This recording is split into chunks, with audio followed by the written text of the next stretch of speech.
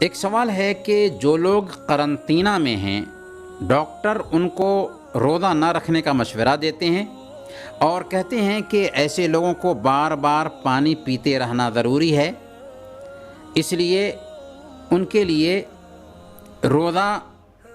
توڑنے کا کیا حکم ہے؟ دیکھیں، کرونا وائرس کی وجہ سے بہت سے لوگ جن کو کوارنٹائن کیا جاتا ہے، اطباء انہیں روزہ نہ رکھنے کا اگر مشورہ دیتے ہیں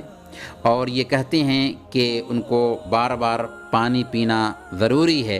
تاکہ بیماری سے حفاظت ہو سکے، تو ایسے لوگ مریض کے قبیل سے آئیں گے، اور مریض کے بارے میں اللہ رب العالمین کا فرمان ہے کہ جو بیمار ہو یا سفر پر ہو وہ دوسرے دنوں میں روزے کی گنتی مکمل کر لے گا۔ لہذا کوارنٹائن کی مدت میں ان کے لیے روزہ کھولنا جائز ہوگا، روزہ نہ رکھنا جائز ہوگا۔ جب وہ کوارنٹائن کی مدت مکمل کر لیں گے تب بعد میں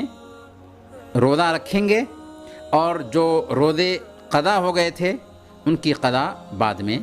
کر لیں گے۔